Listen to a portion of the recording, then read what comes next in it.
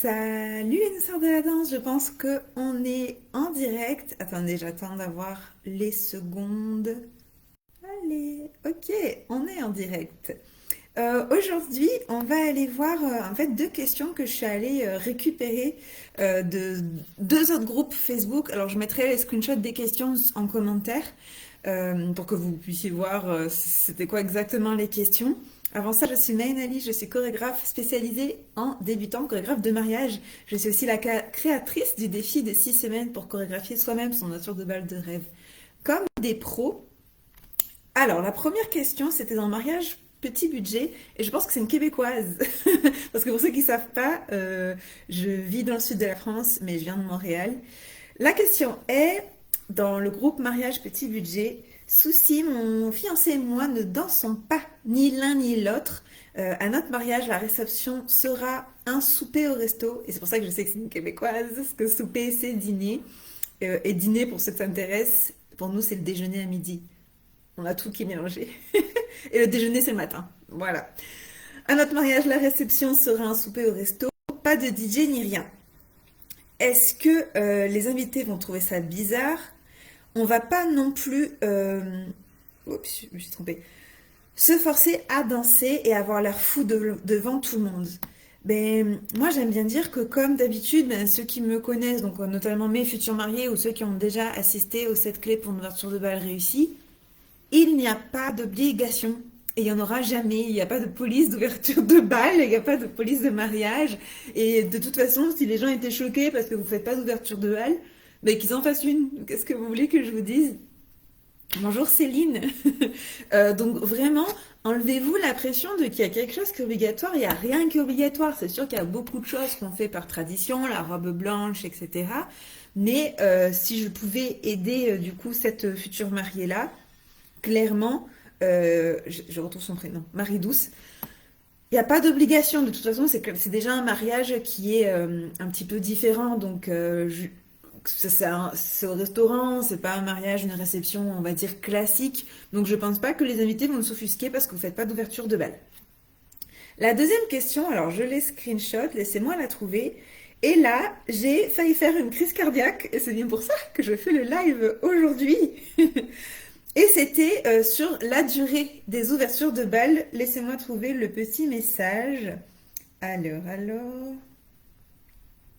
C'était aussi dans un groupe de mariage. Voilà. Ah, par contre, je ne sais pas c'est dans quel groupe. Mais voici le texto, la question. Bonjour. J'ai prévu une ouverture de bal d'une trentaine de minutes. Je l'ouvrirai avec mon papa qui donnera ma main à mon mari. Ensuite, je souhaite offrir une danse aux gens très importants, beau-père, belle-mère, ma mère et mes enfants. Est-ce que cela vous choque? Est-ce que cela vous ennuierait? J'ai envie que ça soit rempli d'émotions et pas d'ennui. En fait, notre marié, dans ce cas-là, la première chose, quand j'ai lu le début, j'ai prévu une ouverture de bal d'une trentaine. C'est plus une ouverture, c'est un bal. C'est une comédie musicale, ce n'est plus une danse, ce n'est plus une chorégraphie. Et en fait, dans le message, il y a deux trucs qui vont pas ensemble, c'est j'ai pas envie que mes invités s'ennuient. Mes 30 minutes de danse, vos invités, ils vont s'ennuyer. Sauf s'ils sont avec vous sur scène. Bah, sur la piste à danser. Excusez-moi du temps, mais ils vont se chercher. La durée, même si, et c'est là que je vois les couples qui ont déjà assisté à l'atelier Les 7 clés pour une ouverture de bal réussie, qui est gratuit, où on aborde clairement ce point. Et je vais vraiment préciser aussi s'il y a une danse parent et marié, s'il y a une danse avec les enfants, s'il y a un flash mob de mariage, etc. Même si vous faites une danse avec vos parents avant, même si vous faites une danse avec vos enfants, ça peut pas durer 30 minutes. C'est pas possible. Vraiment, c'est pas possible. Alors, il y a Céline qui nous dit, c'est vrai que ça revient beaucoup le début.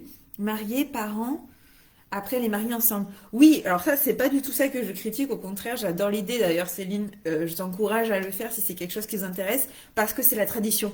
Là, du coup, on contre la première question. Mais 30 minutes, c'est hors de question. Alors, je vais vous donner une fourchette. Si vous voulez savoir la durée parfaite, il faut venir à l'atelier qui sera le samedi 16 mars. Mais pour l'ouverture de bal parents et mariés, moi j'aime bien dire entre 1 minute 30 et 3 minutes. Votre ouverture de bal, J'ai une durée très spécifique en tête et mes couples ils savent pourquoi. Mais bon, prenez une musique normale, donc 3 minutes et quelques. Et ensuite, bon, s'il y a les enfants, 2 minutes, 1 minute 50, 1 minute. En fait, ça dépend aussi de l'âge des enfants. Mais le tout, que ça dépasse pas 5 ou 6 minutes, hein. Vraiment, ça ne sert à rien. À moins que vous fassiez une espèce de piège positif, que la musique qui termine votre ouverture de bal, où il y a vos enfants, etc., c'est une porte d'entrée pour commencer l'ouverture de bal. Pour commencer le bal, pardon. Du coup, quelque chose de beaucoup plus pump it up, où tous vos invités vous rejoignent, et là, ça casse, c'est la fin de la chorégraphie travaillée, en tout cas. Mais vraiment, 30 minutes, c'est pas possible, c'est interdit, et là, pour le coup, la police des ouvertures de bal, c'est moi.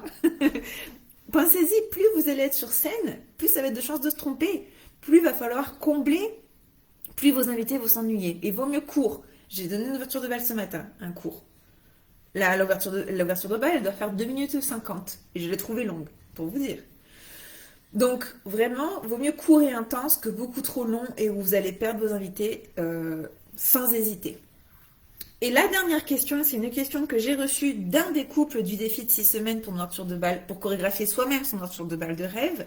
C'est la question qu'on m'a posée. Alors, attendez, je l'ai écrite. On va faire les choses bien tant qu'à ça. Tiki tic.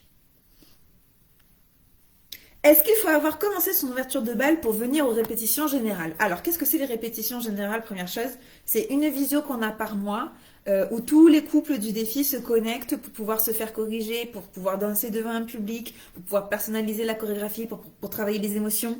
Petit clin d'œil à Aurélie qui m'a écrit d'ailleurs tout à l'heure. C'est là où on va faire beaucoup d'exercices, vraiment en supplément du travail chorégraphique que vous faites à la maison en amoureux. Et clairement, il ne faut pas attendre que vous ayez déjà l'ouverture, votre musique, ni d'avoir commencé. Parce que parfois, il vous manque de la motivation. Parfois, c'est madame qui a pris la décision et monsieur n'a aucune idée dans ce où est-ce qu'il a mis les pieds. Le fait de me connaître, je suis la prof, je suis là pour le rassurer s'il a des questions. Le fait de voir une dizaine d'autres futurs mariés qui ont aussi commencé de zéro, progressé, etc., ça rassure, ça vous donne des idées. Vous pouvez poser vos questions. Si vous venez à peine de commencer le défi de 6 semaines, il faut que je complète votre fiche élève, donc que je mette votre date de mariage dans mon calendrier perso, que je fasse un point sur votre musique, que je fasse un point sur la robe, les chaussures, les photos de la salle de réception. C'est le parfait moment. Est-ce que vous avez des inquiétudes spécifiques? Rencontrer les autres. C'est sympa aussi de savoir qu'est-ce que les autres ils ont fait, mais clairement, attendez pas d'avoir commencé ni d'avoir trouvé la musique parfaite pour venir, déjà un, pour commencer le défi, et deux, pour venir, d'accord, aux répétitions générales. Les répétitions générales mensuelles, elles sont faites pour vous. Quitte à ce que vous veniez, alors ça dure 1 heure en général, c'est les premiers dimanches du mois, en général. Là, ça va être samedi. On a déjà passé celle de mars, donc en avril, c'est le samedi 6 avril à 20h heure de Paris. Vous vous connectez 10 minutes, 15 minutes, vous n'êtes pas obligé de rester 1 heure si vous ne dansez pas.